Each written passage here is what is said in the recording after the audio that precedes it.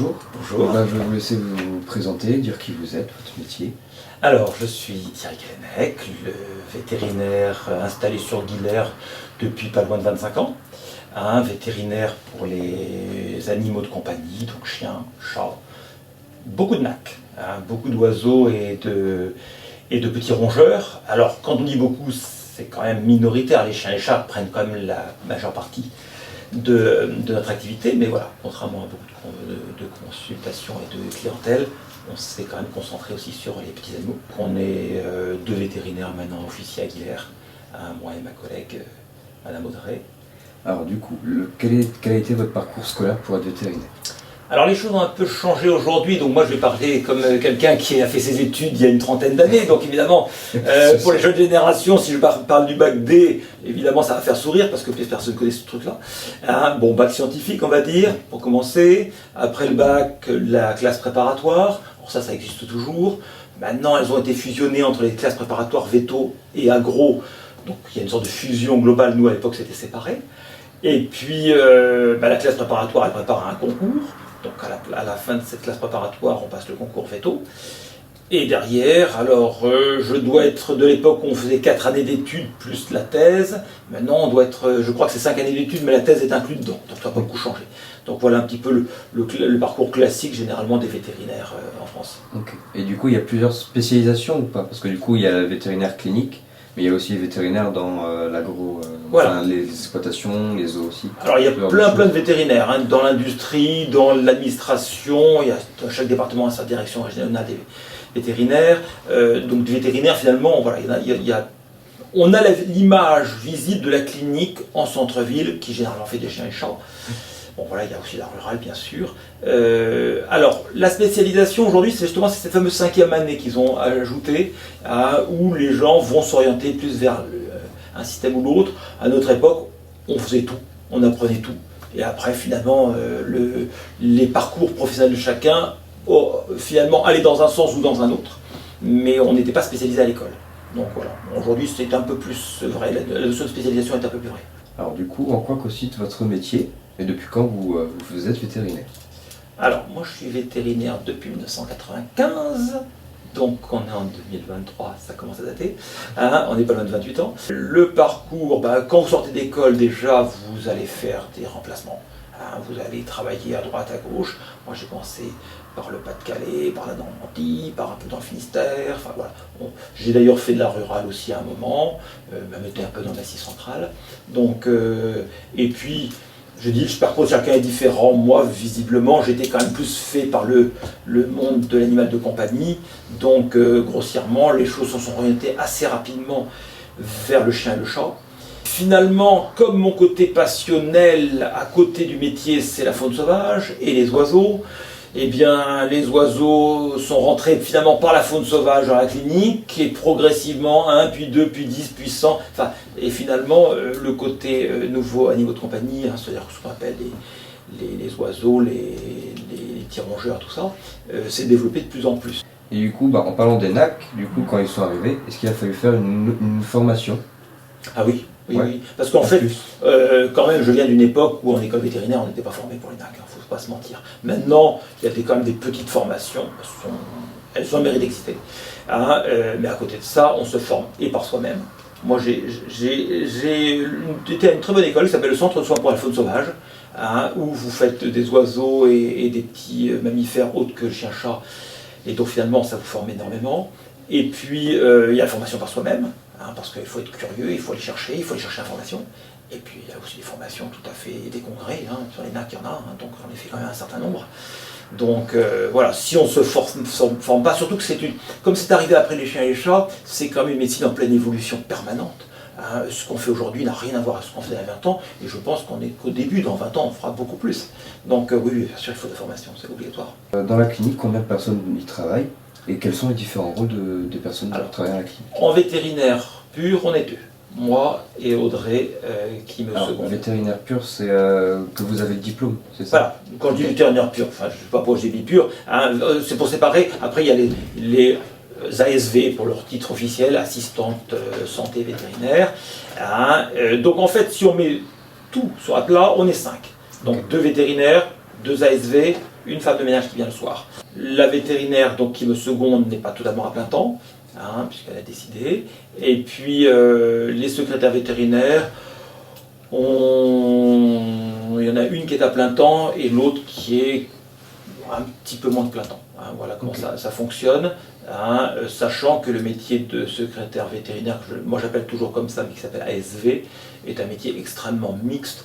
On fait du secrétariat, on fait du soin, on fait beaucoup de choses. Si on reprend par exemple quelque chose avec les hommes, c'est vous serez le docteur et les ASV, les infirmières, entre guillemets, ou pas du tout? On n'est pas loin. On n'est pas loin, voilà. Alors, longue discussion, est-ce qu'on ne va pas arriver justement à un statut d'infirmier ou infirmière dans le futur? C'est pas impossible du tout. Aujourd'hui, alors normalement, officiellement, on ne peut pas le dire, officiellement, dans les faits, l'assistante, comme son nom l'indique, elle nous assiste, et donc finalement, voilà, elle fait, je pense, des choses que l'infirmière fait chez l'homme.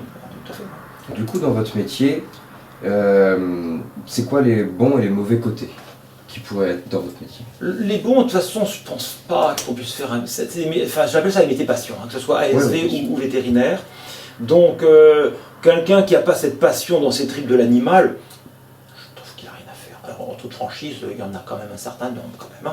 Voilà, il y a certains, ils sont venus à vétérinaire ou ASV, on ne sait pas très bien pourquoi. Bon, donc, forcément, quand vous faites votre métier passion, j'en vois un énorme bon côté. Voilà, il y a quand même beaucoup de métiers sur Terre qui ne sont pas des métiers passion. Bon, après, je ne minimise pas la chose. Comme je dis toujours, dans le métier passion, il y a comme le terme métier. Ce n'est pas des loisirs. J'explique ça à mes jeunes qui viennent me voir souvent en stage de 3e et tout. T'as beau adorer l'animal, c'est un travail, c'est un métier. Donc, il a des contraintes de travail et de métier. Je ne suis pas payé à faire des câlins aux animaux, comme je dis toujours. Alors, j'en fais plein, mais moi, je les vois dans les moments difficiles. Je les vois dans les moments où c'est pas très, très heureux toujours pour les gens. On a des diagnostics qui sont durs, on a beaucoup de cancers aujourd'hui. Enfin, voilà, bon, tout ça fait partie de la chose. Et de l'amener psychologiquement aux gens, ça fait partie de la chose. Donc, mais où est-ce qu'est la limite entre le côté positif et négatif? Est-ce que aussi de savoir amener un diagnostic difficile à des gens, de le présenter correctement, forcément qu'il y aura la tristesse derrière, mais c'est aussi quelque chose de beau dans le métier. Là-dessus, je dirais, peut-être avec beaucoup de guillemets, psychologique. Et donc c'est pour ça que je me refuse quand on me dit parfois tu dois faire des euthanasies ou tu dois annoncer des euthanasies. Oui, alors ça doit être quand même très dur et très négatif dans le métier. Mais est-ce que c'est si négatif que ça? Si on le fait bien, si on l'accompagne bien, eh bien ça fait partie aussi, j'ose le dire, de la beauté du métier. Et puis c'est aussi surtout pour pas que l'animal souffre aussi, c'est souvent ça. De toute façon, une euthanasie est un acte d'amour quand elle est bien faite. Voilà, c'est tout. C'est-à-dire que je l'ai fait pour mes propres animaux, ça enlève aucunement aucune tristesse, mais c'est un acte d'amour dans le sens où on est arrivé au bout de l'histoire sur un animal qui est en état de souffrance. Oui, on va apaiser les choses. Tous les métiers ont des contraintes. J'ai des gardes de week-end et quand vous avez 53 ans, faire une garde de week-end avec 30 clients, je ne vais pas dire youpi, chouette, je suis de garde ce week-end. Oui, je vais finir sur les rotules, comme tout organisme vivant, on est fatigable. Donc oui, ça c'est dur. Je pense que c'est plus dur quand même quand on a 53 ans que quand on a 28. Bon, voilà, donc, et puis, comme assez régulièrement le week-end, là j'ai hospitalisé 2 chats ce week-end. Je suis en week-end, comme je dis, oui. Mais maintenant, je vais passer à la clinique. Est-ce que je ne vais pas travailler ce week-end? Si, je vais travailler ce week-end. Où est-ce qu'elle se finit la limite entre le pro et le personnel? Quand je suis obligé de revenir un soir, quand je suis obligé de gérer des choses le week-end, quand... il n'y a pas de limite, et c'est vrai que parfois c'est pesant, il ne faut pas se mentir. C'est pour ça que je dis que c'est un métier. On va me dire, ah oui, c'est l'animal, t'adores les animaux. Oui, j'adore les animaux.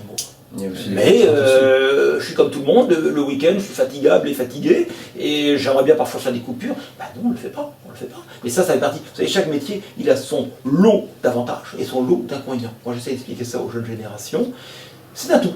Tu prends tout ou tu prends rien. Du coup, dans la clinique, est-ce que c'est comme dans les hôpitaux, vous avez certaines fonctions? Il y a la fonction pour les cancers ou oui, des sortes de services. Non. Voilà, il y a des différents services qu'il pourrait y avoir dans la clinique. Alors, si on prend les très grosses structures comme Adlantia à Nantes, où vous avez des structures qui sont en milliers de mètres carrés, avec plus de 10 vétérinaires, peut-être 15 ou même plus, une flopée d'ASV, il est évident qu'on va avoir des spécialistes. Bon, là c'est clair qu'on aura un spécialiste dermato, un spécialiste, bon, ok.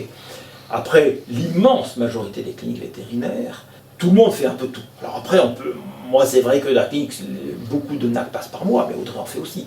Voilà, chacun a ses petits domaines de prédilection, mais voilà, on est interchangeables, heureusement. Hein, c'est pour ça que je dis toujours, d'ailleurs j'aime bien dire le mot clinique vétérinaire, parce que souvent on nous compare aux médecins de ville. Ah non, le médecin de ville, il fait de la médecine de ville, mais chez en médecine, tout est cloisonné. Le spécialiste, le laboratoire, le pharmacien, enfin chacun fait son petit rôle, l'infirmière fait la prise de sang. Chez nous, un vétérinaire, il gère l'animal de A à Z.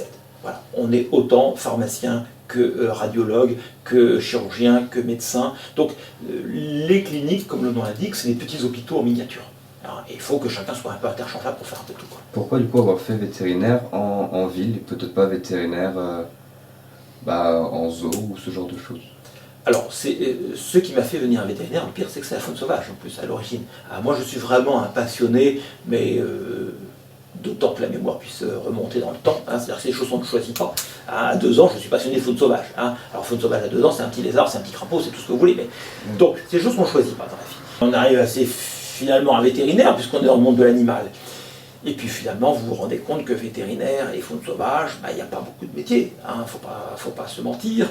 Alors il y a des métiers dans le monde du zoo, mais j'admets que les zoos, c'est pas ma tasse de thé. Voilà. Je n'ai rien contre les zoos, je ne suis pas un revendicatif contre les zoos, mais j'admets que travailler dans un zoo, c'est pas pour moi. Donc, et dans le monde, il y avait à l'époque, quand on est sorti d'école, un vétérinaire qui dirigeait, je crois que c'était le Parc national des Pyrénées. Donc il y a toujours des possibilités, mais elles étaient quand même extrêmement restreintes. Finalement, travailler dans le monde du chien et du chat et du NAC, ça m'allait très très bien.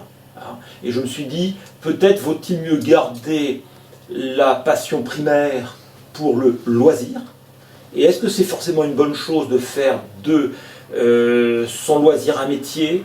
J'en suis pas persuadé. Pour avoir maintenant des amis qui sont ornithologues professionnels, je pense qu'il vaut mieux avoir son métier dans lequel on est passionné, et ça l'un n'empêche pas, et avoir à côté son loisir, faire peut-être un... Alors, on reste dans le monde de l'animal dans les deux cas, il y a quand même des ponts entre les deux, hein. Mais voilà, finalement je pense que le choix était le bon, et je suis très heureux dans mon métier, et finalement très heureux dans ma passion à l'extérieur.